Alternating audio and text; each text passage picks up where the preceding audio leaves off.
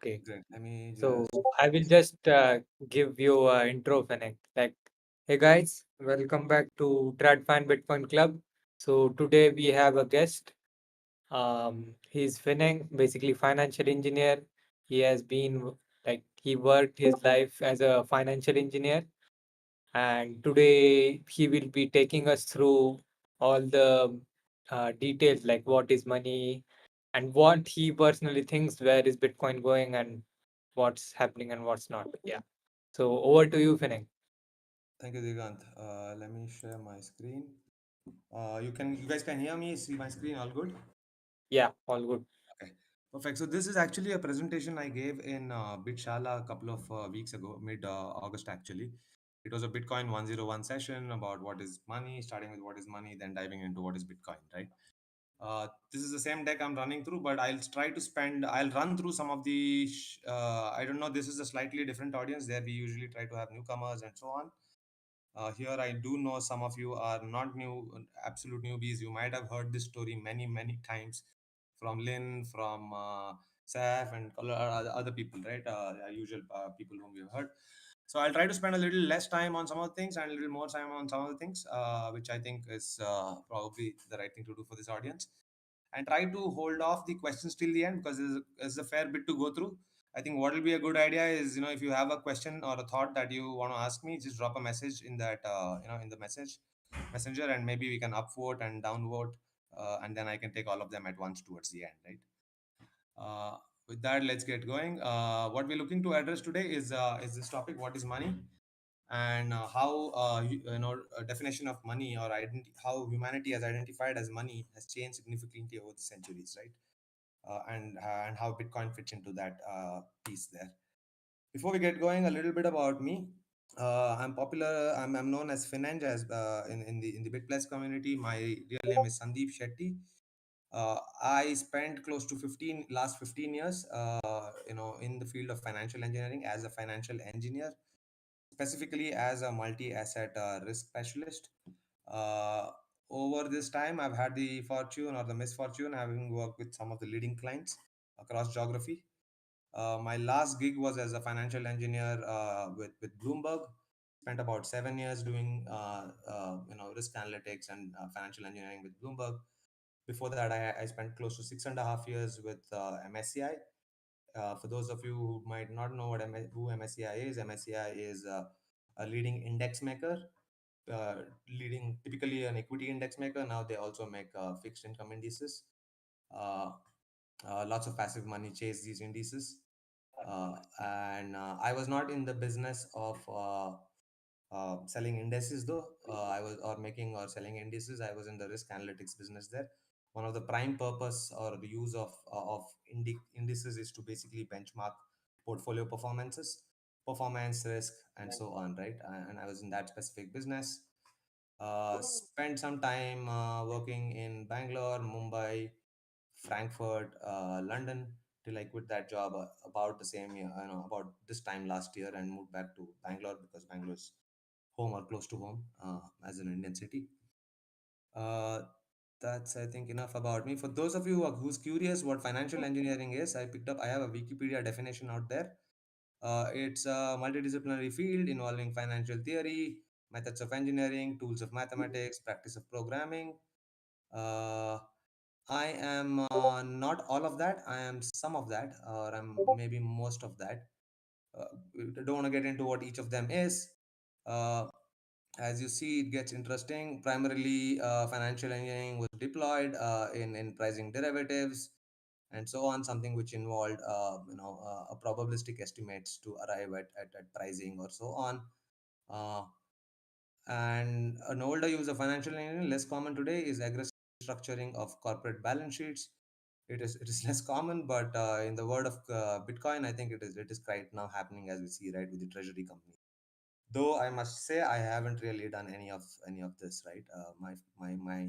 My space of financial engineering is predominantly, you know uh, risk management, use of derivatives, and so on. Now, getting into the topic, what we've identified as money. Now, before everything, when we were hunter gatherers, right, we there existed barter, and we were bartering a few things. Our mainly food. and no shelter really because we were nomads. Mainly roti and kapda, right? Food and clothing. So mainly meat and leather often, and often tools to acquire these two things.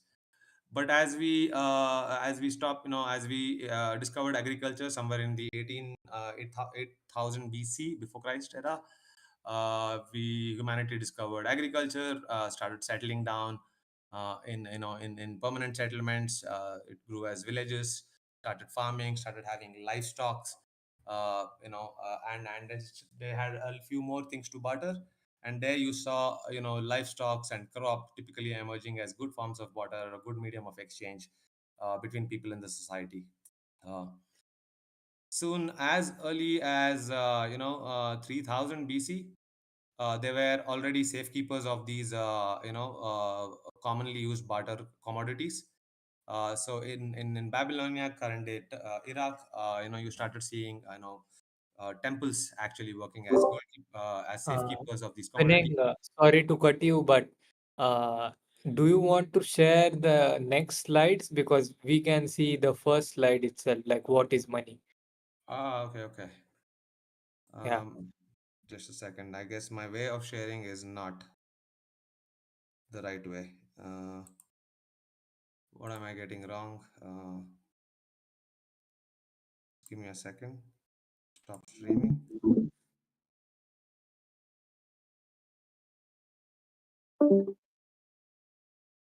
Da, da, da. Share your screen. Okay, no, I think should be better now. Yeah, now it's Thanks, man. So yeah, you started having in Babylonia, you started having temples operating as safekeepers. Uh, Very soon, humanity moved into collectibles being used as money as early as 1300 BC. Predominantly in Asia, Africa, Oceania, particularly, also places where I have lived, on the coastal Karnataka. Cowrie shells started, being used as money. And as early as metals and metal coins made their presence in different parts of the world, in Lydia, in around 7,700 BC, right?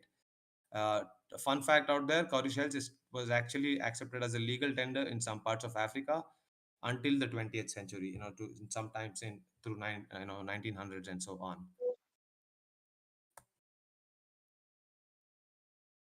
Moving ahead. But Butter was not perfect. Butter had a few issues. Basically, the Butter had a big shortcoming, which was the coincidence of wants, right? Both parties would need the same product or should desire the same exchange of those products at a given point in time, and at the same place and in the same scale, right? The coincidence of wants also splits across these three dimensions. A few things. The humanity had to work around it. That was in case of something as simple as a two-way barter, right? But however, think about a three-way barter. Maybe we can take a quick minute to basically just see if we can arrive at a good, if we can have a good trade here, right? We have a shoe seller who wants a new hammer, and we have a rice seller who wants shoes. We have a fish seller who wants rice, right? Is there any exchange that's possible here between the three of these guys?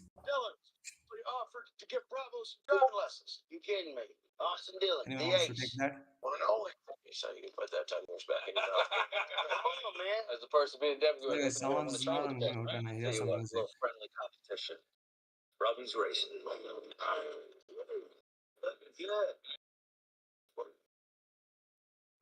Mute yourself, please. Okay.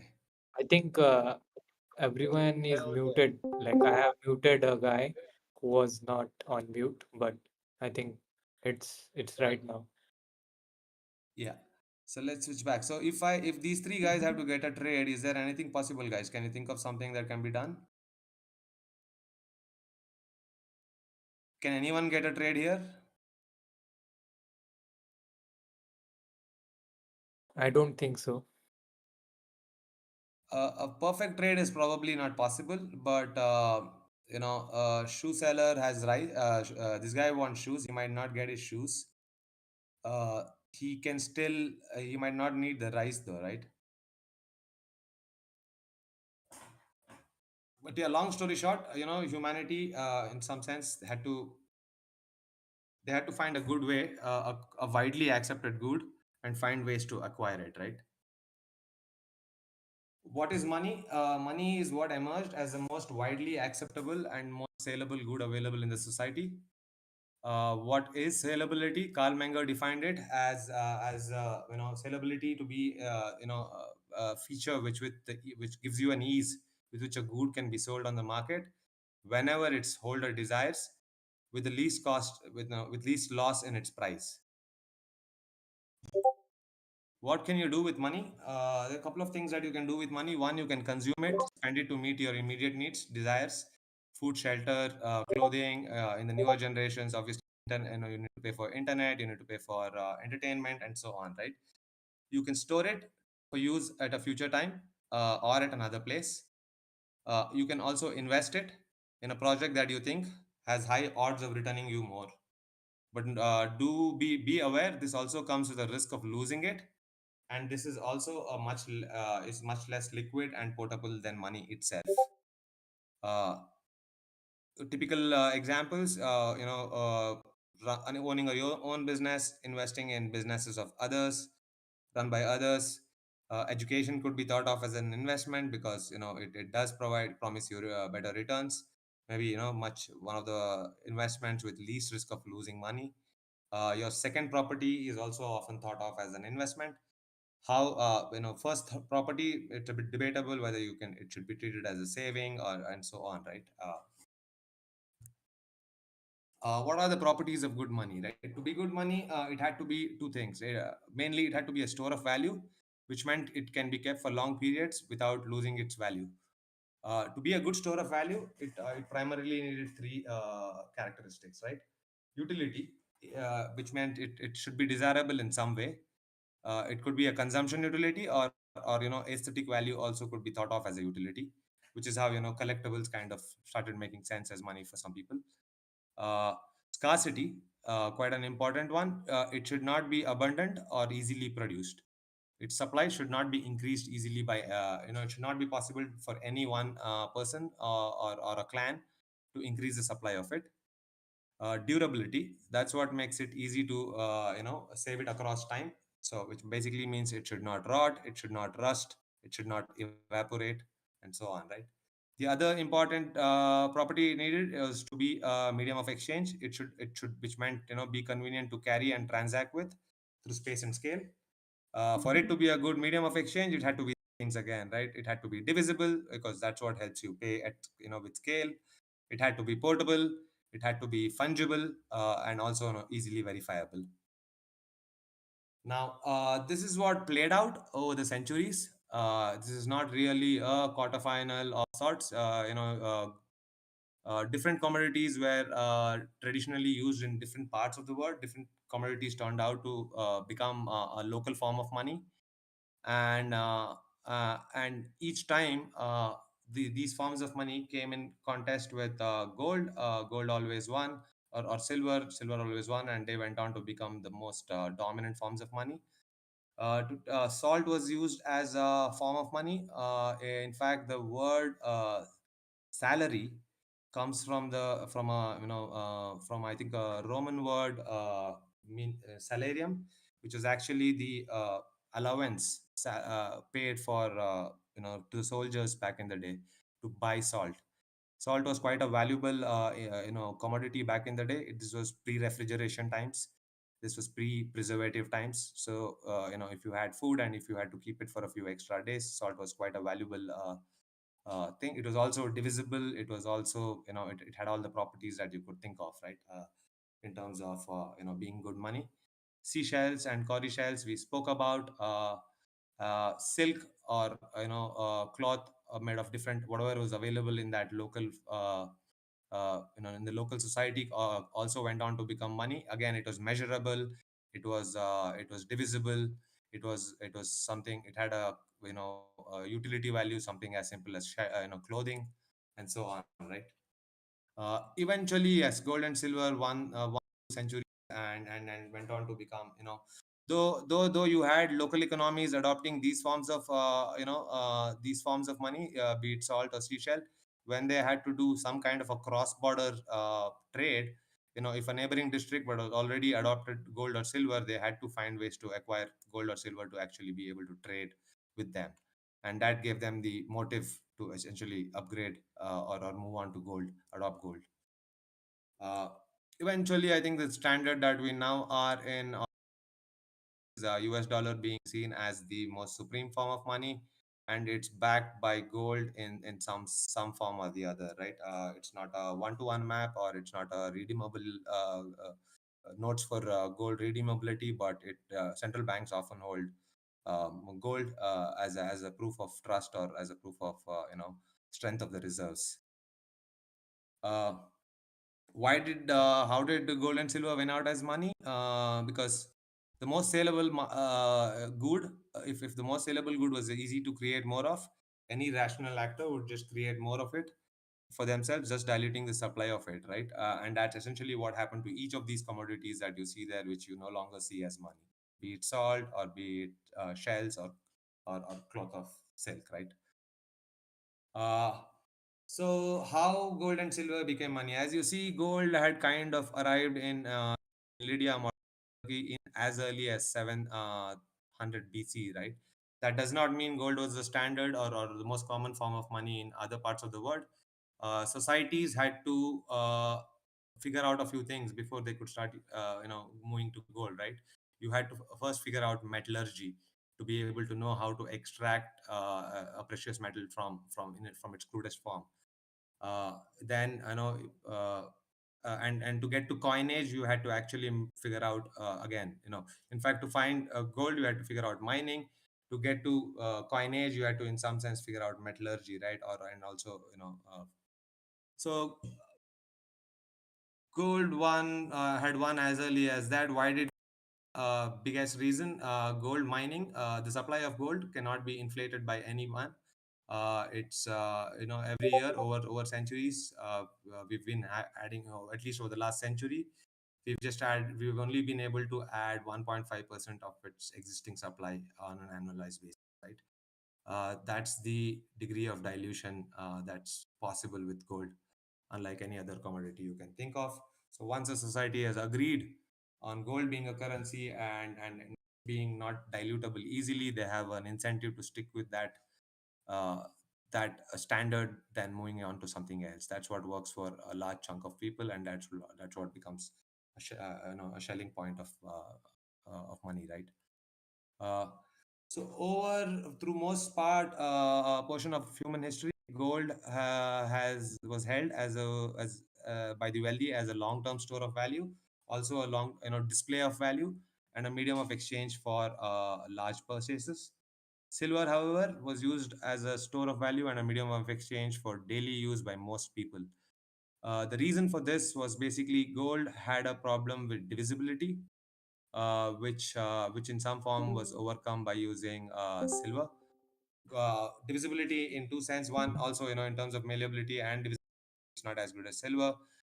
Two, it also, small parts of gold was quite valuable, because of its desirability and anti-dilutability. While silver itself was not that valuable, people started using that. In some sense, how we use a lightning network today, silver started becoming a scalar for gold. Most societies had gold to silver ratio pegged close to 1 is to 20 for most of its life. So, gold traded silver basically traded alongside gold, and was basically mostly used to work on the divisibility of gold. Gold eventually beat silver for any monetary use in 19th century. With the invention of telegraph and modern communication channels, banks started you know money started becoming a form of ledger, and this problem silver was trying to solve by with divisibility was now much easier solved by another form. That was a lot of history, I guess. Now a bit of history of gold, how gold and silver became money. If you This is a bit of a story, right? If you look at your periodic table, it covers all the elements possible, right? All types of atoms possible out, all elements possible out there. uh, And based on the properties we've just run through, we can actually eliminate pretty much everything here, right? uh, Here on the rightmost column, what we have is noble gases. Gases can't be money. They fail to be a medium of exchange. Liquids also can't be money. Anything poisonous, phosphorus, sulfur, cannot be money. Things like oxygen, carbon, none of the gases can be money. Liquids also don't make a lot of sense as money. We're left with solids, right? Again, within the solids, anything which is an explosive, anything which rots, anything which rusts should not be a money. So to this, you'll actually pretty much arrive at a very small iron. Iron is a metal, however, it rusts. You pretty much arrive at what we call as transition metals, and also a smaller subset of the transition metals, right? Gold, silver, copper, nickel, zinc, maybe platinum, right? And all of which, basically this column out here, mainly gold, silver, copper, its neighbors, nickel and zinc. Platinum, which is gold's neighbor. There's a story why platinum did not make it as money and stuff. I'll get through it. Mercury, stupid form of money, is poisonous, and so on, right? Uh, uh, so that's on the chemistry of money, and yeah, you've seen gold and silver. Now, how did gold and silver do as money? Uh, there was a question I wanted to ask you guys actually on that slide there. Uh, this dollar that you see here, why is it an S? Does anybody know?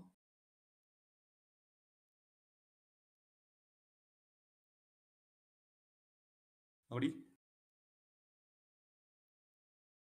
The dollar was because the most original dollar was not the US dollar, it was the Spanish dollar or the Spanish peso, uh, which was, which was in some form was the first world currency or the world reserve currency.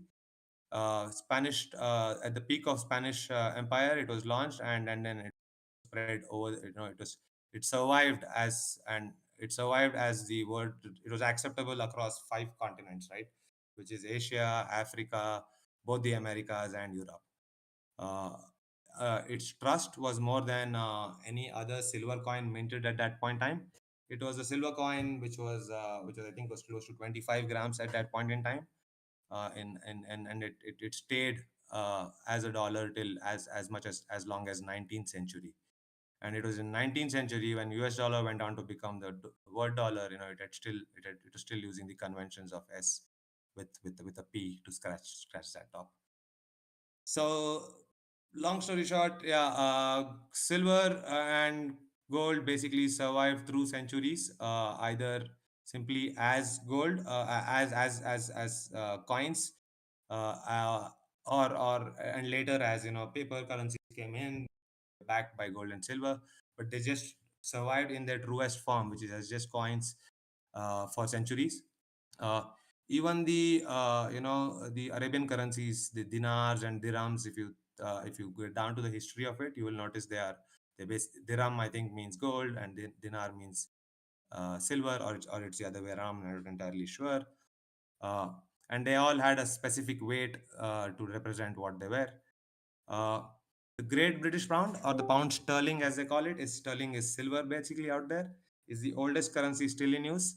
It was minted by the Anglo-Saxons in 1800 AD, and at that time when it was minted, it was actually a pound in weight, right? A pound is I think close to a little over is over 400 grams. That is how much it was when they were first minted in 775. But I see as quickly as 800, it had already come down to 350 grams. And by the time the silver standard ended, it was as less as 100 grams, right? Down from 400. And now today it is 0% silver. It's probably minted with I don't know what it is. It's copper, zinc, I guess. That's the amount of dilution that has happened in the coinage as well, with the coin, with the yeah, with commodity money as well. You can see around in the 1700, United Kingdom ditched or Great Britain ditched the silver standard, and from there on they just started publishing the pound equivalent in gold ounce terms. You will also see prior to that you had pound was represented both in silver terms and in gold terms, right? 20 grams of Like for example, in 1400, 20 grams of gold meant a pound, while 200 grams of gold meant silver meant a pound, right? So that's about 1 is to 10. I think I previously mentioned 1 is to 20, but that ratio kind of had sustained till the time that standard existed. Paper and fiat money. I would like to draw the paper and fiat money. 600 AD, Chinese merchants invented paper money actually. Paper money, it was backed by gold and silver. When I say backed, what we mean is redeemability. When you give them your gold, they'll give you a form of paper. When you give them your gold, because gold is money, right? They give you a receipt or a paper, and at any point in time, you can take that receipt and basically redeem it for gold. Uh, so what's worth mentioning is paper money was not invented in the States; it was invented by merchants. Also, what shouldn't be surprising that it came up in China because paper itself was invented in China around that time. Then Song Dynasty of China had issued a nation state paper currency. Again, it was still backed by gold and silver, providing redeemability. Certain units of currency meant you will get certain grams of gold or silver. It was only in 1279 Mongolian dynasty own again, Song dynasty fell, Mongol Yuan dynasty came into power. They issued their own form of paper currency called Chow, and this was not backed by gold or silver. They promised no redeemability to gold or silver in any quantities. That picture that you see there are basically stones which would basically make prints on paper. The earliest forms of notes which were not backed by this thing. Mongolian already obviously with that the dynasty printed tons of money. It inflation kicked in. The dynasty fell, and paper currency was abolished in 1450. China realized what the impact of printing money out of thin air can be. Gold and silver went on to become the currency of choice in China. They did not go back to thinking about paper money or unbacked paper money, fiat currency, for the next 500 years. Sometime in 1600s, post-Renaissance US, something interesting was brewing. I mean, it is inspired by the same story. Goldsmiths in England, in London, similar to the Chinese merchants, right, where the safekeepers of gold. If you are a merchant and you are doing big business, you earn a lot of gold, right? Because gold it's a form of money. Everybody pays you in gold for everything you give them. You need, and then once you start having lots of gold, you want to say you don't want to keep them at home, right? Because someone will come, kill you, and take all the gold. You want a safe place to keep it, armed, guarded. Goldsmith filled that role. They became safekeepers. People also took Goldsmiths were also doing the job of smelting gold and breaking them down into different sizes to pay. So there were synergies in that business. But goldsmiths were doing this for a fee, right? Keeping their gold for a fee. It was not free because obviously, right, that place had to be guarded and so on, much like a bank. So they issued receipts in return for this, as proof of deposit. Goldsmiths got a little interesting, right? They said, okay, look, you're paying this fee. This does not help you. This does not help us. You don't have to pay us a fee. You can just leave it here. But you need to allow us to lend it to someone else, right? If someone wants it, we'll lend it to them. We'll just let your fee be, waived off. Some people liked it, took it. Some people did not like it. They found other ways to incentivize them. They said if you can keep it for longer, we can forget waiving off your fee. We can also pay you an interest, right? And that's kind of the first form of fractional banking that was that took place. Private banks started. This became a trade which which banks thought they can do. Obviously, it is because it was a business of actually having gold and returning receipts, right? And uh, that they did it, and it was in closer to 1700 when actually the state took over and granted the license only to Bank of England to actually issue banknotes or receipts. This practice, however, did not kick in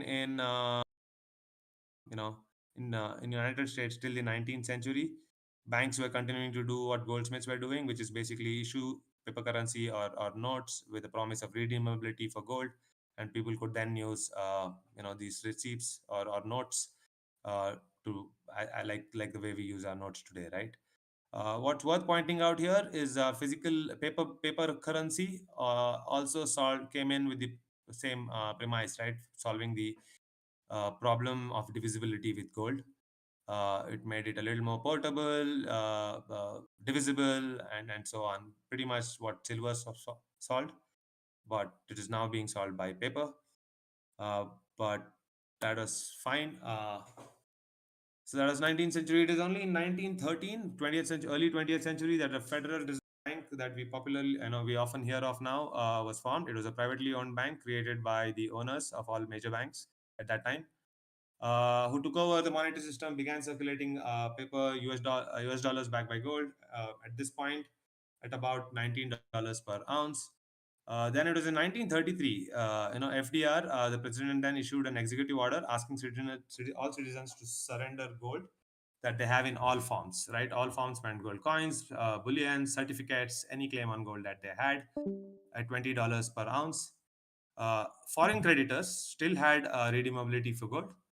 US basically confiscated the gold for anybody who was not deposited gold and still found with gold. You see what the penalties look like. It remained illegal to own gold for American citizens for the next 40 years, till mid 70s.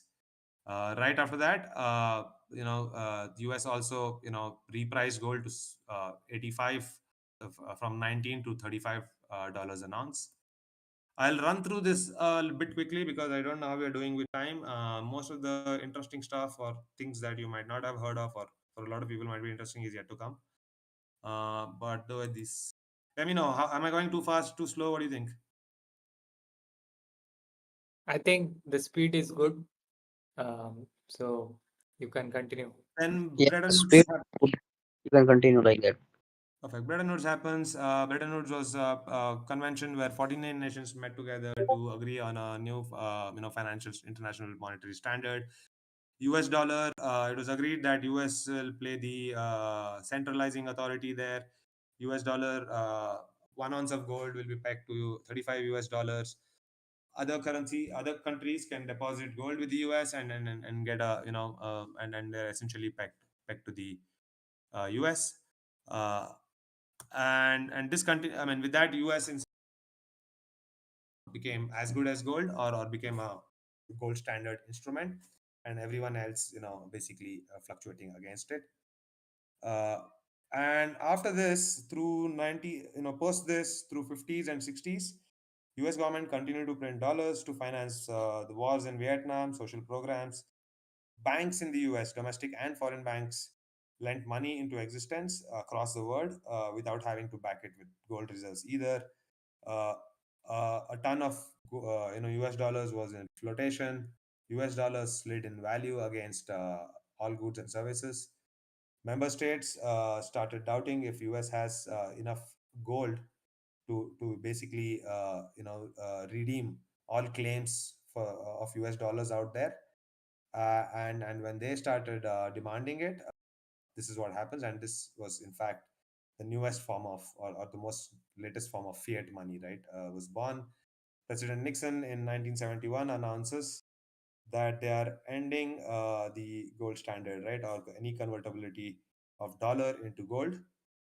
This time, it's not just for citizens; it's for member states, or financial creditors, global financial creditors, be it banks, nation states, and so on. And since then, and for 50 years now, all countries in the world have been on a fiat system, which allows all central banks around the world to freely print and devalue their currencies. In the next 10 years, dollar devalued from $35 an ounce to against gold to about $800 dollars an ounce in 18 and in 1980. There's only one exception to this. The Swiss franc actually continued be backed by gold in some form till as long as I think 2000 or 1999, uh, which is kind of the reason why you might have heard news, which is kind of why Sachin Tendulkars of 90s were in some way invest putting their money there just to preserve their capital, just to put it, it was not probably out of greed or anything. It was just to keep his money safe. You understand uh, us how much US dollar is devalued. You could also think about how much INR might have devalued, and also there are risks with keeping that money in the bank, right? The bank money is only protected up to 5 lakhs for per account. That money might be sufficient for you and me, but I don't know if it was surely not sufficient for Tendulkar in the 90s, right?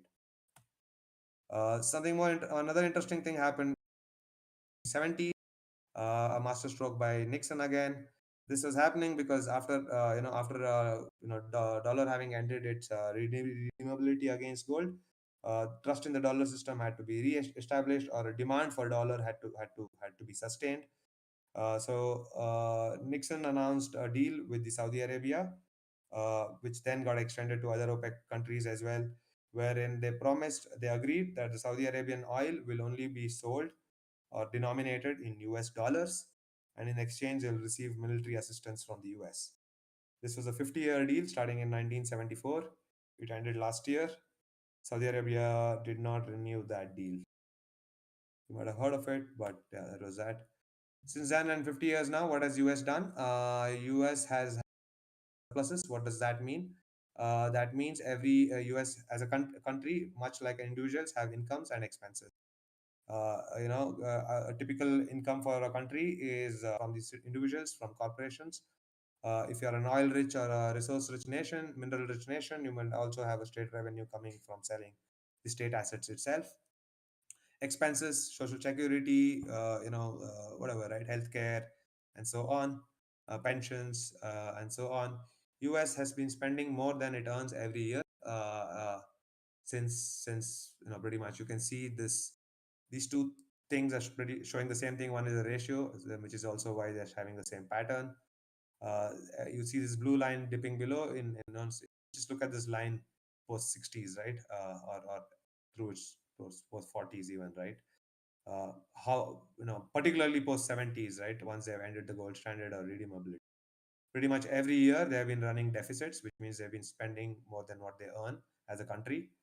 Barring a few years, at the peak of dot-com bubble, there was 90, they had a surplus. Otherwise, surpluses are just widening every year. And to fund this surplus, they have been raising more and more debt as a federal debt against GDP, or one is an absolute, one is against GDP. You can see that's been running high. You can also notice how it has been steepening. There have been big jumps post the big jump post the 2008 crisis, another massive jump at COVID 19, COVID 20, 2020 COVID 19 pandemic. You can just see the quantity of debt that they have raised in the last couple of years, right? You can see we've moved up from 20 billion in 2020, close to 20 37 trillion, right? Close to doubling and adding 20 trillion. While you know in the past many years, we took probably we took 15 20 years to add the same kind of debt in the years before. How have they been still managing to do it? They have something called as a debt ceiling, but every time they are close to reaching the debt ceiling, the debt ceiling is increased, and this is irrespective of which government is in power. In there, it's a bit of a joke. How have they managed to keep it primary? But then, yeah, adding debt also increases your interest expenses, right? As a country, you have to pay interest on this debt. The way they've managed to do this is actually pushing the interest rates down. You can see we hit near zero levels. We also went into negative levels in some parts of Europe. The euro rates were also negative. Japan has had zero and close to negative rate, but this is the US dollar. And you'll see now we are bouncing off the zero rates. And if you look at the greater course of history, the low rates that we had in the last 15 20 years is actually an abnormality. The normal rates is more like a 4 or a 5%, right? Or so. Yeah, that's changing now, and could potentially be causing some concerns. You see now that the interest rate expense has now gone up, primarily because the interest rates have gone up, and the debt is quite high already. These interest rate expense ratios that you see now are quite alarming. To be honest, 3%, 3.5% is kind of it's close to an emerging market, you know, interest expense ratio.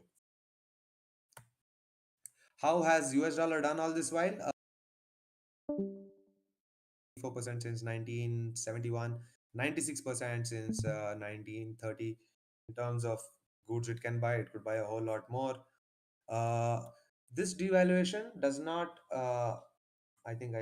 does not show up in exchange rate with other currencies. So that's because every other currency actually devalues more than US dollar. US dollar is the cleanest shirt in the dirty laundry, is what someone said. And the interest that these developed markets or the large economies now have to pay is actually reaching quite alarming levels. Interest on US national debt is now close to 18% of the government revenue. In China, one third of the provinces spend more than 100% of the revenue on debt repayments currently. So, in two of the largest geographies, there is a concern of looming debt. Meanwhile, how has gold done? Gold has actually done phenomenally well, to be honest. I don't want to spend too much time because it'll sound like a gold talk than a Bitcoin talk. But some moments where gold has done phenomenally out. Uh, Time since gold ETF launched, actually.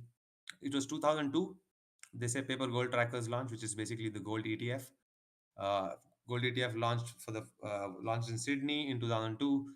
Then it launched in London in 2003, and it was only in 2004 that GLD, which is the most popular gold ETF that we know now, State Street SPDR GLD, launched in 2004 in New York in New York, and that is when actually gold started ripping. And post that, gold has had a 9-year run, a run like it had never seen in the years before. It had just done well in the dot-com crisis. I think that was gold's real test, when all the stocks had tanked. High value stocks, big crash in the stock market. It had given some protection in those times, and had a great run. And in terms of purchasing value, some anecdotes there. In the time of Emperor Augustus, Roman centurions paid an annual salary about 38 ounces of gold, today worth about $86,000. Amazingly, the modern equivalent of a Roman centurion is probably a U.S. Army captain, who has an annual salary close to $86,000. There is an iPhone gold ratio. I don't know if you know, the iPhone 3 came out in 2008.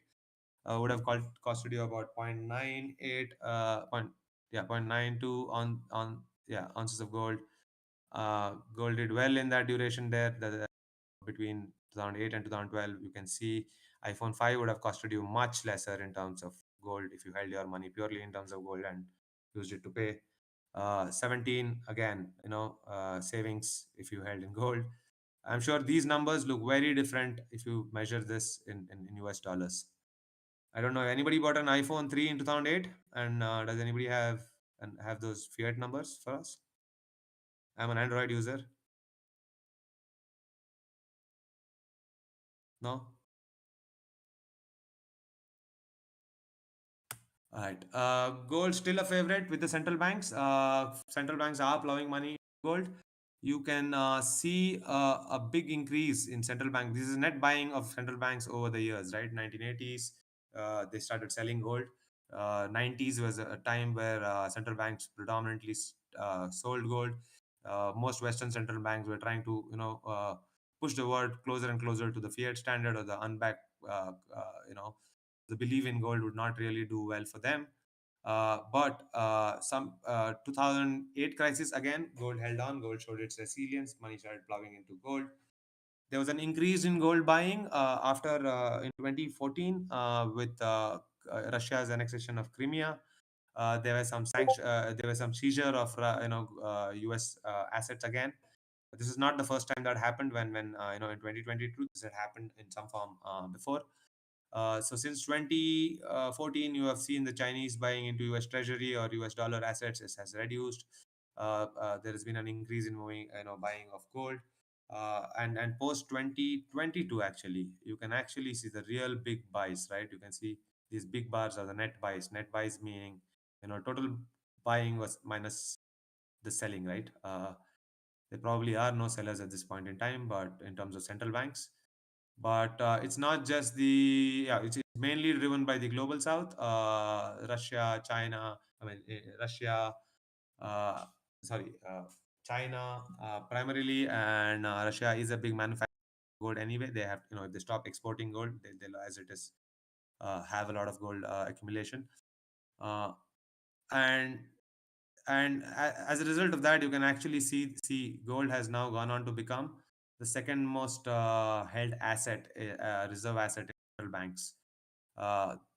This is the US dollar. This is the US dollar curve, or the mark, and this is the gold, right? And you can see gold probably not the right color. Gold is in blue. It should have probably been in gold, but it is just inch past euro and all the other currencies. Also worth pointing out here is look at where all the other currencies stand, right? All of them are close to 20%, or are actually well less than 20%. The euro is closer to 15%. So there really is no second best to US dollar in terms of a fiat currency. However, gold seems to be showing something.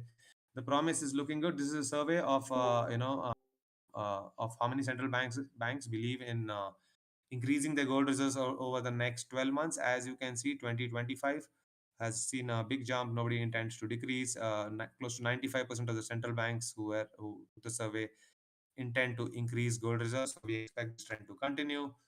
Uh, Another thing happened very recently, which is actually, this is basically gold as a percentage of foreign exchange reserves, ex US, right? Basically, all other foreign countries. You don't take US. The US treasuries held in US is not considered. The gold held in uh, US is not considered. It's across foreign countries. Gold has inched past US treasuries for the first time since 1996. Why is US dollar still such a big deal? This uh, one gives out a good idea. US GDP is still a good 25% of the global GDP. Uh, US reserves still form a good 60% of the FX reserves of all central banks across the world. US cross-border debt, right, which is cross-border loans and international debt security. That's still 50% of cross-border loans and international debt. Is the credit market basically is US dollar. What's also worth pointing out, the shadowed out portion there, this portion here is the offshore debt. This is basically the US dollar debt, or corporate debts in US dollar, which is originated and sold outside of the United States, what we call as the euro dollar market, or the offshore USD credit market. You will see it's much bigger than the home or the domestic market itself. This is basically banks issuing US dollar loans out of London, Frankfurt, and Singapore, Hong Kong, other financial capitals you can think of. In terms of FX transaction volume, you can look at this. US in terms of FX transaction is 90% market share, which basically means it's one leg of almost every FX trade that happens. Swift, which is a cross-border payment system, again, it dominates with close to a 50% trade volume there, right? The share, however, is diminishing. This is of the foreign exchange reserves. It used to be a good 70-75% in early 2000s. It has come down to about a 55%. Uh, Also diminishing are other trends out there, trade itself, and US dominance in terms of GDP. Other economies are catching up. Uh, but there's also the another aspect of the US dollar which makes it so powerful, or which makes it such a good medium of exchange. Credit was one part of it. The other is the technology of the dollar itself. You can see through time how US dollar, or the digitization of US dollar has occurred. Fed was established in 1913. First forms of credit card, the diner's credit card, made its way as early as uh, 1950. They look more like checkbooks than credit cards, but they serve the purpose of credit card, or credit. ATMs made its way in 1970 roughly. We ended the gold standard. SWIFT was available, which is still, the most common or the way of settling cross-border settlement, came about in 1973. Online banking came about in 83, but that wasn't really for everybody. It was still majorly for the banking community, or the bank, people who worked at the bank, right? It was still enterprise use. But I think as we moved into the internet era, as each of us started having access to internet banking for personal use, you could start making bank transactions or bank transfers from logging in through a website, or through an applications on your phone. I think the need for physical money or cash became much lesser. uh, in the world before that, in our times of our dad, I still think, a lot of transaction was happening physically. You go to a bank, withdraw some cash, then go and give it to someone, because not everybody was possibly banked then. So if you had to lend money to someone, you would have to do it through cash, or at least have to visit a bank and then place a request there, right? If it had to be to pay someone else somewhere. And now, pretty much everybody was able to move money. Money started becoming more of a ledger than ever before for everybody. It started becoming a number on your app, or a balance on your app, which is being guarded by a central authority. And you not having to move money, or move personally having to move either to move money. uh, Also, it has kept its lead, I think. Some of the innovations that have come crypto, or namely the stable coins, which we can talk about a little later. Maybe that's for another call. Also originated in 2014. As early as 2014, US dollar stable coins are by far the most widely adopted stable coins. Euro stable coins, or so, does not stand any place in front of a US dollar stable coin. uh, just quickly to compare good money properties, right? Fiat gold.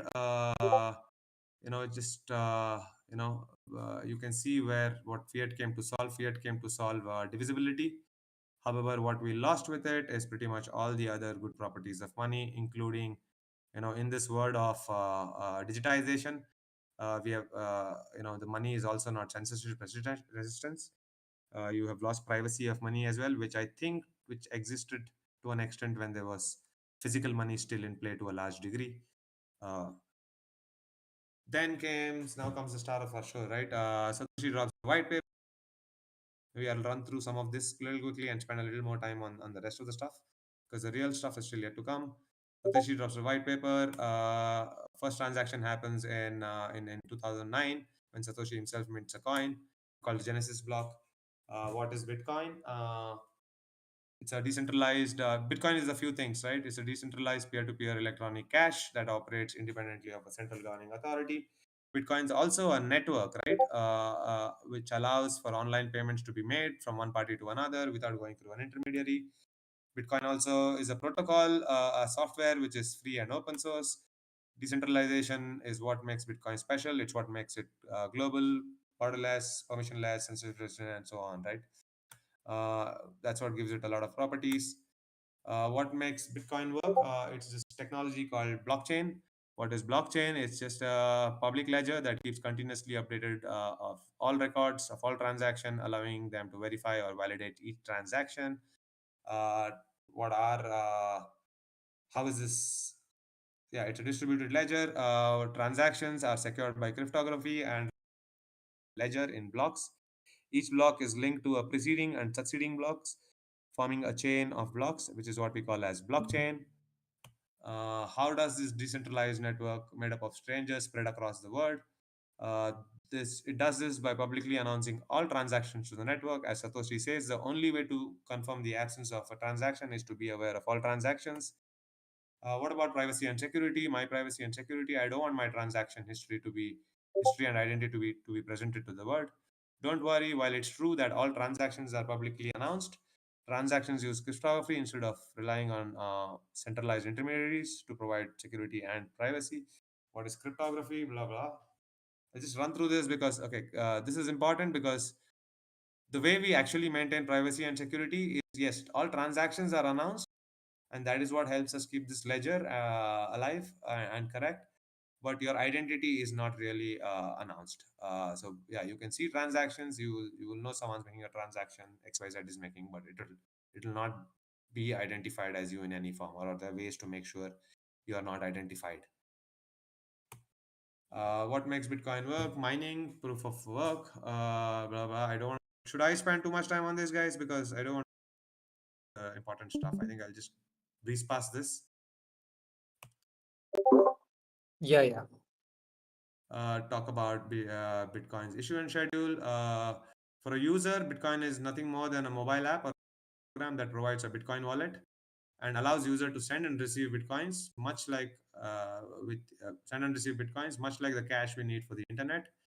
Bitcoin is the newest technology to serve the function of money, an invention leveraging the technological possibilities of the digital age to solve the problem that has persisted for all of humanity's existence: how to move money, how to move economic value across time and space. Bit of Bitcoin history, how things moved. Don't want to spend too much time on it. Below, you see a graph of how the price has moved. You see, these are all the development that happened from 2009 to 2015.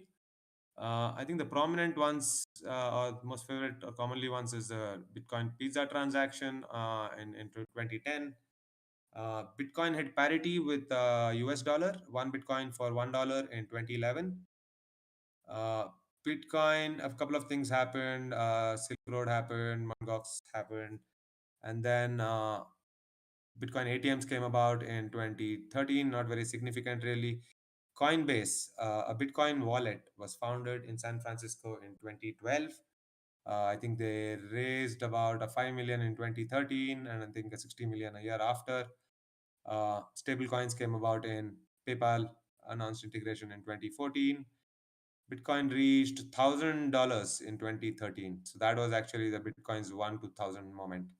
2011, Feb 2011, $1. November 2013, $1,000.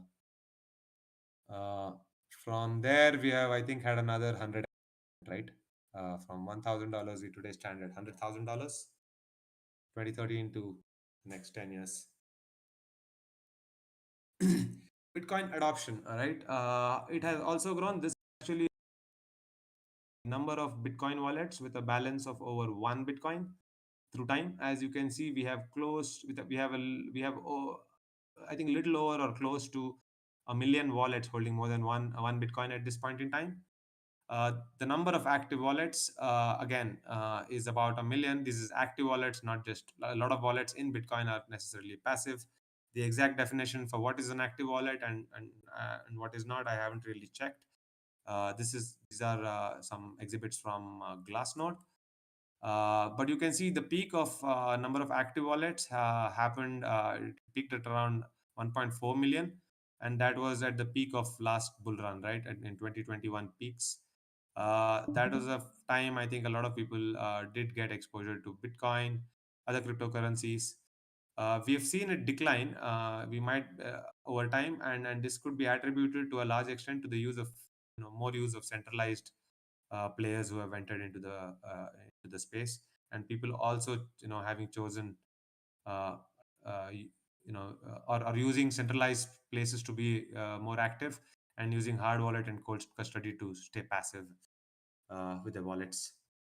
Bitcoin hash rate, which is basically the computing power which backs Bitcoin through the mining process, has been up since, and it now sits at an all-time high alongside its price.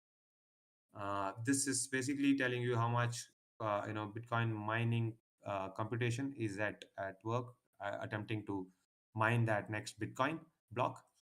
And this going up is adding to the security of Bitcoin network. What this tells you is, even if a chunk of computation were to go down, there is still enough computation out there to back this Bitcoin network. Also, if a bad actor wants to hack the Bitcoin network, he needs as much, half as much, or more computation power to essentially be able to even be able to attack this network. In terms of transaction volume, transaction trade volume, right? Bitcoin is comparable. There is a metric out here what is called as an unfiltered chain and a filtered chain approach. Unfiltered chain is basically all Bitcoin transactions recorded. The filtered one is basically sometimes there are movements from your from one from your exchange wallet to a self custodial wallet and so on. So they've done an adjustment. I'm not sure how accurate this is. This is a log chart that you see there. The unfiltered transaction stands at about the filtered transaction stands at about 6.5 billion per day dollars per day. The unfiltered is close to $40 billion per day. How that compares, $46 billion per day, how that compares with Visas and MasterCards of today can be seen. It's actually beating Visa, which is the largest payment network. But I want to point out that this is in terms of the transaction volume, the trade volume, not number of transactions itself. Much fewer number of transactions happen on the Bitcoin network compared to a Visa, but that has not really been a constraint. Really, this is about how we are doing with transaction speed. Bitcoin native Bitcoin network itself, or the core Bitcoin core settles, about 7 transactions per second, and Visa processes close to about 25,000 transactions per second. But however, the issue with transaction speed has been settled with the Bitcoin Lightning Network, wherein we are able to settle small value transactions in much quicker time and also with a much higher TPS. Right, that has actually enabled Bitcoin to be better than Visa or Mastercard in a few ways. One, in terms of cost of transaction, both for you and for the merchant. Two, speed of settlement, and without the need for any intermediary. What does disruptive growth look like? Disruptive growth looks a bit like this, which is an S curve that we often talk about, or Bala might have referred to in his power law conversations with us. Uh, what this does is this gives you a map of how adoption along y-axis, and time along x-axis. What this is telling you is percentage adoption as we go through time. Any new technology or a disruptive technology that comes through, you have a few early adopters, typically the first, or the innovators, typically the guys who are building this technology or working on this technology themselves. The first 2.5% of the total population who adopt it, and they take a fairly long time to come across that. Right, it doesn't happen instantaneously. The map of time. And then the adoption speeds up. You have the early adopters, maybe the kind of people who we influence, who pick things up. And then there is a vast majority of early majority which comes in, and that I think is quite, is a pivotal moment actually. That is what I think causes a big increase in adoption and price levels with it, right? And then you have the late majority which joins in after having realized, oh, everyone is pretty much on it. They don't take too long to adopt it. I mean, to gather them. And then you have laggards, who are the last 10%, some of whom might adopt it because there is no alternative left in the market, or some of them might choose to not adopt it at all, right? Bit like, people who are, still on the old phones, when, even in the era of smartphones, right? There are still people using the analog phones that we know of, and so on. It's If you don't believe me, look at how, most of the different disruptive technologies have progressed. This is a same map, but with some real word products out there, be it telephone, telegraph, electricity, internet. What you'll see is, previously, the adoption took much longer in 1900s.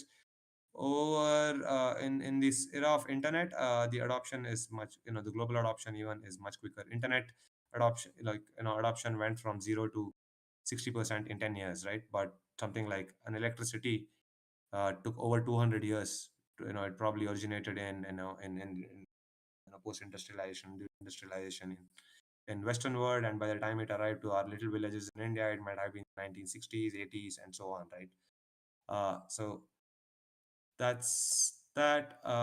This is the same S curve, however, plotted the adoption in log terms. Uh, this is again bringing it one step closer to the power law graphs that we see. What the advantage of this is actually, it gives you a little more granularity. It gives you The small changes that happen in in early days, those don't look prominent when plotted on a big chart, right? This is quite nice to show in this, right? If you look at this graph out here, this is basically Bitcoin prices against time, absolute prices. You will see between 2011, where Bitcoin hit parity, $1 for a Bitcoin, 2013, it went from one to 1,000, right?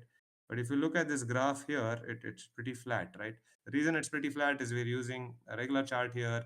Today we are trading at 120,000, and this graph fails to basically show significantly how much the price move from 1 to 1,000 has been.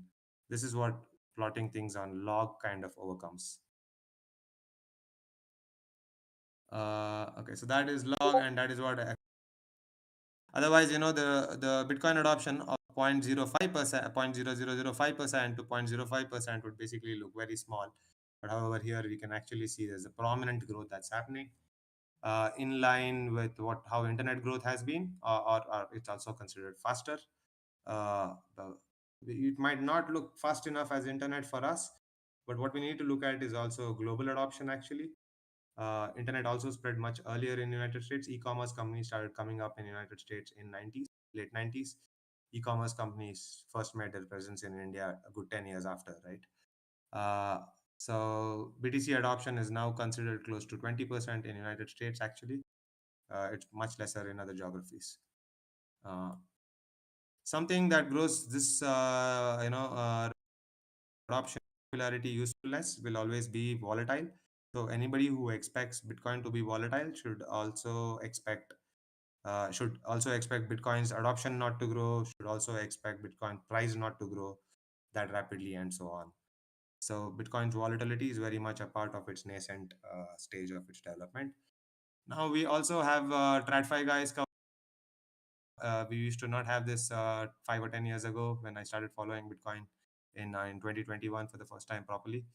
Uh, both we have a BOFA analyst report which basically says Bitcoin is one of the most disruptive technologies of this generation of 21st century, and he particularly points out that it stands out for its challenge to traditional finance system, and it provides a decentralized alternative to government issued currencies. uh, and it's compared to the breakthroughs like steam engine, printing press, light bulbs, and so on. Now, how does Bitcoin compare with the I see it's all it lacks is it actually solves the problem of divisibility. But to me, what it really solves is verifiability. This has not been the case even with gold. Verifiability was a concern, right? If anybody wanted to, purity is always something that had to be tested. Portability was an issue. It does not that is really what it solved. And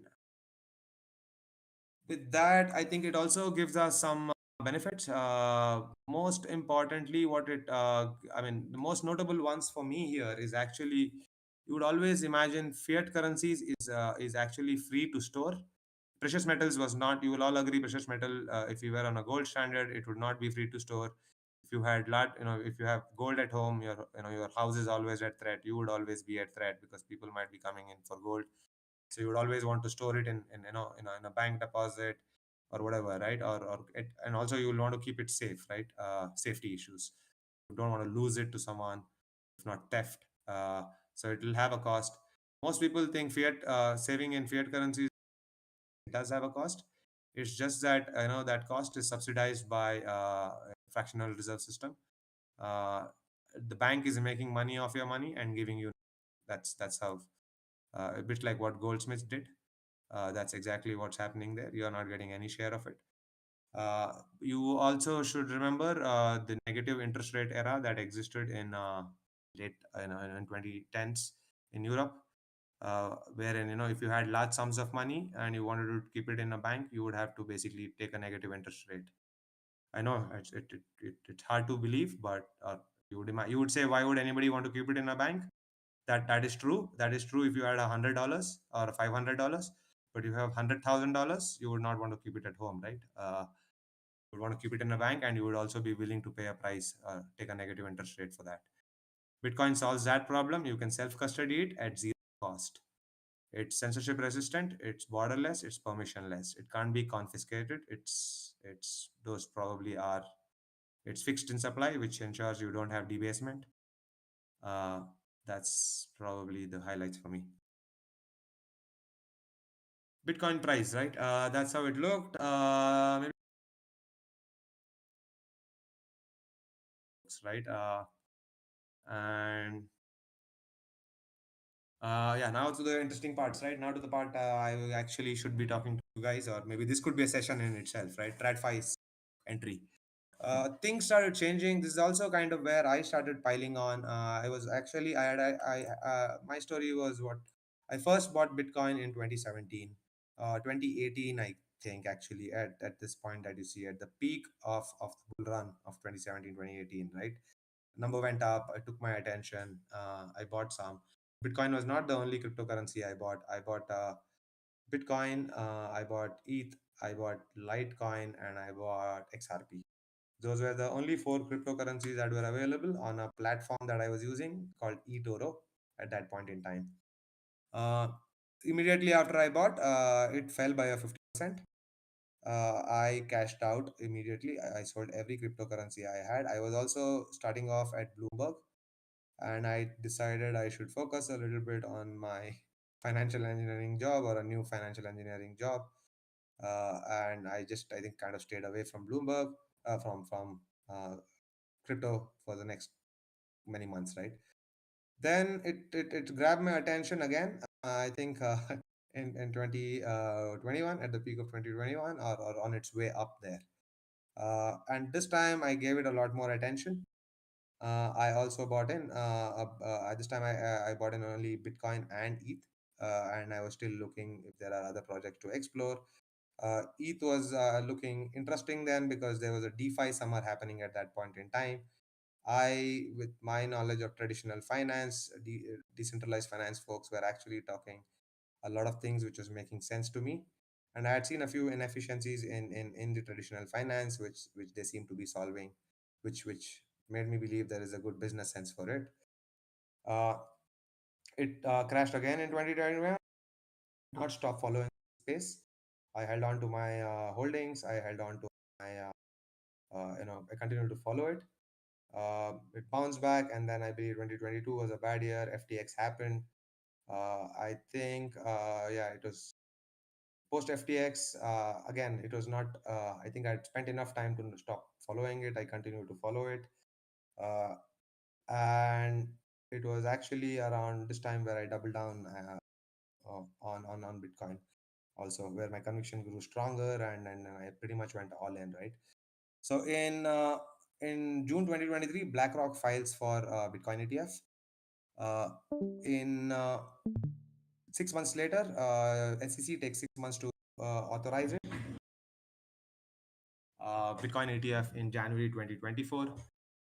Uh, BlackRock's Bitcoin ETF, IBIT, became not did not just do well; it became the greatest launch in ETF history. In 11 months that year, it gathered $50 billion in AUM. Uh, it was the fastest to get there, uh, and it also played a key role in actually driving Bitcoin prices then from about 70,000, I think, to close to about 100,000. uh, Bitcoin did not I mean, also having lack of having done so well, IBIT, uh, Bitcoin, BlackRock also applied for uh, option on IBIT. SEC also approved that in a few months. Uh, and then this is an interesting tweet I would like to spend some time on. IBIT, like I said, not do well. It was the fastest to get to 50 billion. It was also the fastest to get to 70 billion. Uh, it did that in just about 341 trading days. This was, to give you an indication, this was 5 times faster than what GLD did. GLD is the gold ETF. It's the largest gold ETF. It launched in 2000. It's the one that I mentioned about before, and that had taken close to five times more to get there. That's not the only ETF. Woo, which is basically the Vanguard S&P 500 ETF. It's one of the world's largest ETF in terms of AUM, right now holding about 700 billion in AUM, and that took about 700, 1700 days to get there. So not just has Bitcoin ETF done well, it has IBIT has done well than any other ETF in history. It also became the fastest to cross 80 billion. This is about 70 billion. Similar trajectories to get to 80 billion. Uh, IBIT again, right now earns more than the S&P 500 fund of BlackRock, which is I think it's called the IVV. It's called the iShares Core S&P 500 ETF. And it right now earns, you might be wondering how the 80 billion or $85 billion fund is earning more revenue than a $700 billion fund. The fee, the expense fee BlackRock charges for IBIT is about 25 basis point or 0.25%, and the S&P 500 IVV charges about a point 3 basis points, which is 0.03%. So the custody or the expense fee on IBIT is close to 8 times higher, which is what makes it higher, earn higher than the largest ETF BlackRock was. So just in terms of business for BlackRock, that's how big that has become. The word of ETF, right? Just want to give you a scale of what the largest ETFs have. As you can see, WU, which is the ETF I just spoke about, the Vanguard S&P 500 ETF, has about $800 billion in AUM. SPDR, which is SPY, which is the SPDR's S&P 5, is the next biggest one. IVV I just spoke about. QQQ is the largest Nasdaq ETF by Invesco. That's about 370 billion. These two are the largest bond ETFs. Okay, look how much they are. They only have about 130 billion in ETF. Gold, the GLD that I spoke about, has about 113 billion. Bitcoin IBIT, which is the BlackRock ETF. Remember this, yeah, these are all basically ETFs by a single issuer and the largest of its kind in that specific segment. Bitcoin ETF sits at about 86 billion, right? And these ETFs are, first of one, these are ETFs attracting some of the most attractive assets on the planet, right? S&P 500 chasing some of the largest passive money chases these indices. Uh, and Bitcoin is pretty close to, has done well, but much better than all of them, right? And these ETFs have also been there for a very long time. As an ETF stays longer, it also accumulates more money through time. It also adds AUM by actually the asset itself going up in value. So yeah, it should be a matter of time before we cross 100 billion in IBIT itself. Who is BlackRock? So much about BlackRock. BlackRock is actually the world's largest asset manager, investment management firm. They manage about $10 trillion in AUM. Had its modest beginnings. It was a subsidiary of Blackstone. Uh, BlackRock actually had it wasn't as big in scale, but has grown in scale in the last 25 years. While JP Morgans of the world have been big enough for centuries, BlackRock story is still new. However, right, it's the single most powerful force in institutional investing right now. It owns stake in nearly every major US corporation and is often a top shareholder in Apple, Microsoft, Google, Amazon, and JP Morgan Chase. Uh, the iShares business itself, BlackRock entered the ETF business with the acquisition of Barclays Global Investors, which had ETFs under the iShares brand, which is also what a lot of BlackRock ETFs now carry. Uh, then about the two ETFs detailed, we're just doing a comparison of how can do. Gold launched in 2004. Gold ETFs accumulated about 140 billion in AUM by 2012, in the next 9 years preceding its listing, right? And it was quite a bit in 2012. That made up about 20% of the global equity ETFs. Uh, that hasn't held on because the equity ETF market itself has exploded. A lot of active fund managers, funds have actually shut shop, and equity ETFs have actually, thematic equity ETFs, activity ETFs have eaten into its share. Uh, in year one, Bitcoin ETFs had a net inflow of about 36 billion. That's what happened. You might say, oh, IBIT did 40, 50 billion. Why is this Bitcoin ETF saying 36 billion? There was a large outflow out of the grayscale Bitcoin ETF, which has to be net out. But what this is trying to show is basically uh, how much Bitcoin ETF gathered in the first year of its launch, and how much gold. How much? Again, this color coding should be better. What you see in gray is what gold did in the first year of its launch. What you're seeing in orange is a Bitcoin one. I think gold should, yeah. And what's worth noting here is watch how check how much gold accumulated in its first year of its launch. See how much it did in second year of its launch. See how that bar keeps getting bigger, and it keeps getting bigger, and it has its biggest inflow in year six, and then it only starts reducing after year seven, right? On year seven. So a lot, what this is trying to say is this is just the start, right? A lot more money, second, third, fourth, fifth years, and 6 years of an ETF launch gathers more money than the first year of its launch. The reason for this is, again, things need to be approved. Once the product is out available in the market, the gates open, and the money can flow in, right? Like Bitcoin ETF is still not available for retail investors in London, right? World's largest, one of world's largest financial capitals, but to someone out there, it's still not available, right? So once in year three, four, year one, you have a few countries, few security exchanges approving it. Based off that, year three, year four, you will have more, more security commissions approving it. At some point, India would approve it, and then that opens the gates for investors in that specific geography to plow in with the money, right? Uh, that's a comparison of gold ETF versus Bitcoin ETF, right? Gold ETF currently has accumulated in all about $330 billion in AUM. Bitcoin is almost halfway through there, right? We already have 160 billion in ETFs globally. Or was that just US? Yeah. And then that was about ETF. In terms of some of the largest in the world, right? Gold sits at a good 22 trillion. Uh, and Bitcoin's fifth on this list. What's above Bitcoin is Nvidia, Microsoft, Apple. What's right below this chart is from 2025, one of the best phases of Bitcoin I could show. Today, if you look at it, maybe we've slipped down to 7 or 8, I don't know.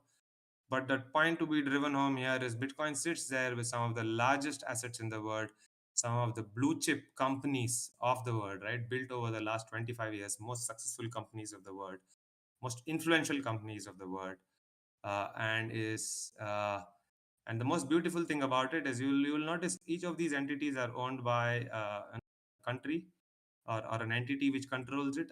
But gold and silver, gold and Bitcoin are those assets which are actually centralized, and are still pretty massive and liquid. How does it compare against the financial giants, right? Bitcoin's market capitalization stands at is again now close to 2, over 2 trillion, but ratios I think will be similar. JP Morgan, the world's largest bank, is about 700 billion, maybe now 800 billion, right? Less than half Bitcoin's size, right?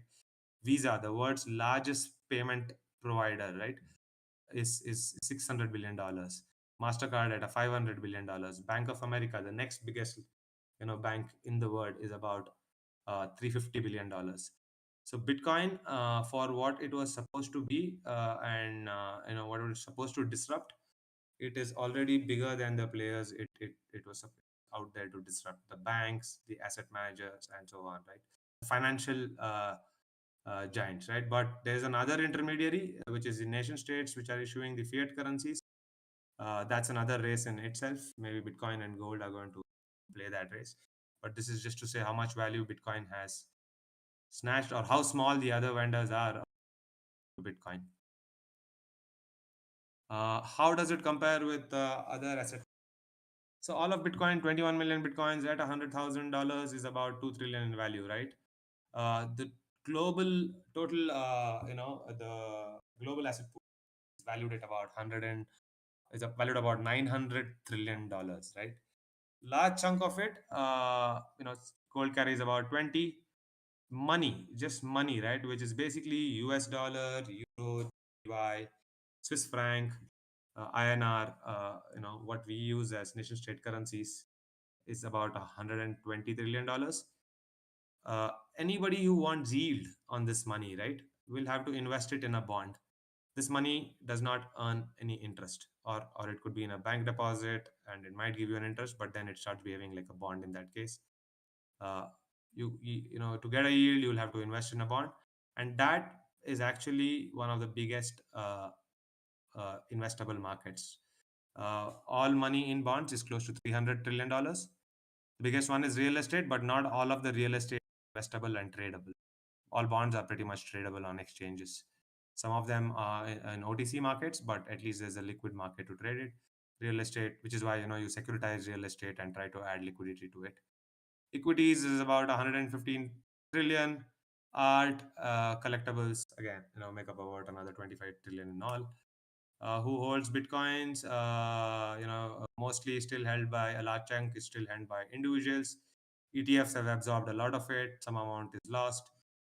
Maybe this one tells you better. ETFs have already absorbed about 7% of the supply. Nation states have about two and a half, which they have disclosed. Again, there might be nation states which haven't disclosed. Public companies, the MicroStrategies and MetaPlanets of the world, have accumulated 4.5%, about 5%. Private companies like the Jan3s and Jack Muller's new entities, Tethers, have accumulated about two, and then the mining companies and DeFi ecosystem holds a bit. This is an interesting graph actually, which shows how much in value Bitcoin holdings of different entities, corporations, ETFs, uh, and governments has changed over time. You can see big increases in the amount of holdings. There's another chart which is showing the number of entities that is also seen a big. That's the pretty much the same information, but gives who are the entities who hold and what share of it. Particularly interesting is United States holding 200, close to $200,000. China holding $200,000. This could be a race in itself, like the AI race that we have. Uh, what is expected, right? Bitwise published uh, expecting about close to $450 billion in inflows coming from various sources, right? I don't want to comment on how accurate this is, but the kind of sources is very interesting to go through. Nation states are going to adopt it. US dollar already holds it. US United States already holds it, and United States has claimed that they'll find budget neutral ways to acquire more. El Salvador is buying it. Bhutan mines Bitcoin, has been mining Bitcoin for a while. Conversations, more and more countries are are talking about it. Also want to point the sovereign wealth funds, which are not fundamentally very different from nation state itself. Norwegian sovereign wealth fund, which is world's largest fund, really, it has close to $2 trillion in assets. It's the largest single money manager in the world. Berkshire Hathaway and no one entity actually manages an amount higher than that, $2 trillion, and they have a few $1 billion allocated to Bitcoin through Bitcoin ETFs, MS MicroStrategy shares, and so on. Right? Abu Dhabi, again, so Abu Dhabi uh, also has clarified about their exposure. There could be more sovereign wealth funds joining the race. Norway and Abu Dhabi sovereign wealth funds itself, both of which are by far the two largest sovereign wealth funds, will continue to buy it. You have U.S. States. This is not the U.S. Central government. This is the U.S. states specifically choosing to have their treasury in Bitcoin. Texas, Arizona, New Hampshire, all of these have a bill in motion. Uh, you'll also have companies, wealth management platforms, Goldman Sachs and Morgan Stanley buying. These guys will predominantly be buying for their clients, and just to see the kind of volume of money that could flow in, right? And honestly, they all look pretty realistic. considering the ETFs got in about 100 billion in the last year and a half. Just the ETF, I think more can be expected by each of these entities in the next. And some of these entities will have a preference for self-custodied Bitcoin. Some of these will have a you know preference for ETFs. There is something called as a Bitcoin obituaries chart, which in I think 2017. Now we have very little of it. Some of the obituaries worth going through quickly. We've had Paul Krugman write not so good things about it. Maybe I'll just skim through this. People have called it Ponzi's. Some really well-known guys has been calling it rat poison square. Jamie Dimon and Warren Buffett apparently had a last laugh on Bitcoin in 2018, but that wasn't really a last laugh. Jamie Dimon had to come back, to again call foul in 2021 and 2022. And again, right, he's been there trying to protect his fiat bank, largest bank in the world. uh, Peter Schiff, a gold bug, has continued to write some obituaries, but I don't think anyone is taking it seriously now. A couple of other interesting things or nice things that have happened.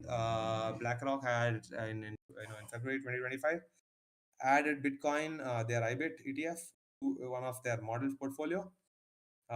It's a 150. It's not really the biggest. It's a 150 billion portfolio. Actually, a modest portfolio for BlackRock's scale. And it has suggested adding about anywhere between 1 to 2% of it. Uh, uh, Give it an allocation to IBIT, right? For a $150 billion model portfolio. What is key here is this is not the only model portfolio they have. They have model portfolios for different purposes. They have much larger model portfolios, and this is just a start. And we can expect BlackRock to add them to more portfolios going forward. Things like that help. Trump very recently announced, officially signed an order allowing Bitcoin to be added in 401k plans. If you guys, what 401k is basically the US dollar retire, is the US retirement plans, much like our provident fund and so on. Now, fund managers of those funds can actually get exposure to Bitcoin or add Bitcoin to their portfolio in some amounts. Uh, there have been more public universities, states, US states saying confirming addition of Bitcoin and also interest in increasing exposure to Bitcoin. Something interesting happened. Bloomberg, my last employer, changed its convention last year. I mean, some time ago, not last year, sorry, in July sometime. For the first time ever, before that, I think the default notation for it was to be quoted in thousands. Now Bloomberg changed it to basically be quoted in millions. So right now, if you open a Bloomberg terminal, the default price will show up as 0.12 million maybe. Uh, Matt, one of the guys whom I follow quite a bit, published this some time ago, right? And said one of these things is not like the others. And on the right top, you have Bitcoin, which is this is a map of return versus volatility. Volatility is basically a measure of risk. Uh, as you want or expect more return, you should be willing to take more risk. Or typically, if you have an asset which gives you more return, it will also be more, if it's expected to give you more return, like a third 60% CSGR, which is what we are expecting and which is what Michael Saylor, is propagating. Uh, it also has, it often also comes with higher volatility. I would say so. Bitcoin is different because it bigger returns, or one can expect higher returns, but it also has much higher volatility than other assets or which have been in existence so far. But I think one other thing is very interesting. Gold. Look how much this is based off last 6 years of data, by the way, 5 years of data. If you look at gold, gold has given a return of 10%, and its volatility has been about 15%. Almost every other asset, S&P 500 probably being the best of the lot, has given a return which is less than gold, but has been more volatile uh, than gold. The others, emerging market, the global indices, REITs, commodities, All of them, as expected, have a much higher vol, but you would have expected them to provide you a much higher return in over a 5 year span, which means you would have expected these dots to lie somewhere here, right? High vol is fine, but much somewhere higher in terms of at least along here. What this goes to tell you is basically none of these have actually delivered what they have promised. These are all supposed to be investments. Someone invests in these assets, gold. While if you look at gold as money savings, if you look at these as investments, people invest in these assets to get a higher return. Uh, but there is only high odds of a higher return. It's not a return, and which means basically most of them have lost you money by investing in them. Bitwise, we're almost there, guys. Bitwise produced another report very recent, not a report that they have produced ever before. Apparently, there has been a lot of requests from a lot of institutional clients, asset managers, pension funds, sovereign funds to produce what is called as a long-term capital action report. What this basically gives you a long-term forecast of returns, volatility, and also correlations with other assets. That it looks a bit like that. Sorry, I'll go back. Why is correlation important? Because mostly, any portfolio anybody will construct for you, any institutional portfolio, say your mutual funds or say your wealth manager, say your pension fund, what they will put you in as on a standardized portfolio, which is like, which could be as simple as a 60% equity and a 40% debt. And then they rebalance this portfolio along the way. They could add other assets to this mix as well, and what matters is actually how correlated these assets are, and that is alongside how much they yield in terms of returns, how volatile they are. What matters is how correlated they are, because that is what gives you what you call as your overall portfolio return, which matters to you. uh, this is the first time they produced it, and they have put it. Why did they produce it for the first time? Because they've had requests over the years. They've never Nobody has really been asking them. Now they've suddenly got a request from about 12 institutional clients, and these basically, what institutional clients use this for is basically to arrive at what we call as a strategic asset allocation, which is usually a long term asset allocation which clients try to have for you. And the idea is to have an all weather portfolio which they can hold for a long time, and it does not lose its value for different objectives that you have, often a multi-asset class portfolio, and so its correlations with each asset classes is of significance, and that's what goes helps determine how much you can allocate to bitcoin or against other assets. Mostly there Yeah, all that made stuff, and I would pretty much with this. Why do I think Bitcoin will stay or Bitcoin will go up further? What's next for Bitcoin? This is a tweet from Balaji Srinivasan, ex Bitcoiner, ex CEO of CTO of Coinbase, author of Nation State. Uh, Here's what he says: "You are free to consider any asset coin. I'm not offended by it, but I'm happy to explain why I think Bitcoin is different. Bitcoin is the base layer asset of a blockchain with over 800 terahash per second in hash rate across hundreds of data centers worldwide. It hasn't been hacked in 15 plus years, has survived several 80 to 90% drawdowns. It has hundreds and millions of holders worldwide and a global network.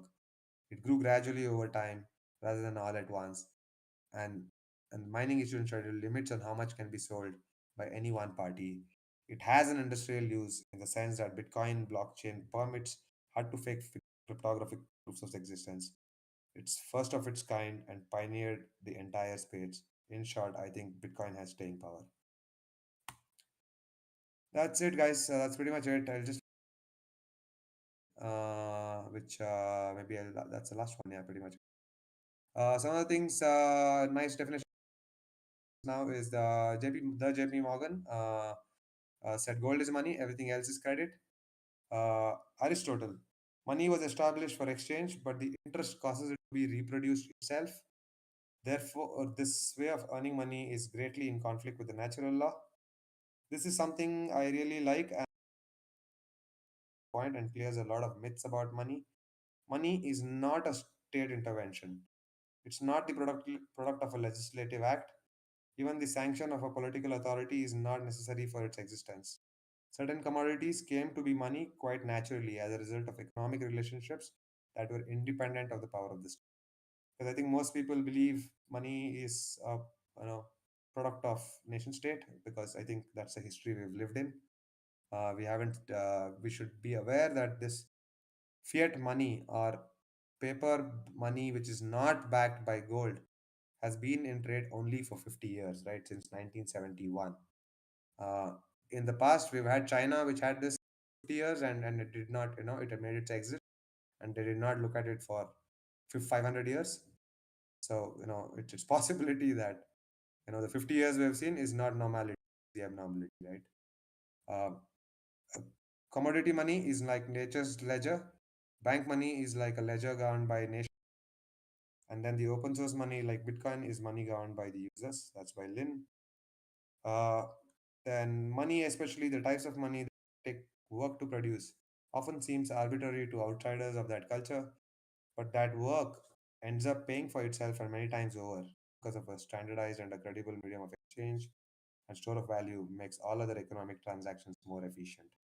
This is, I think, driving home the point that money itself is a utility, right? Though, in earlier times when money needed a consumption utility, at some point money's utility itself became much larger than anything else.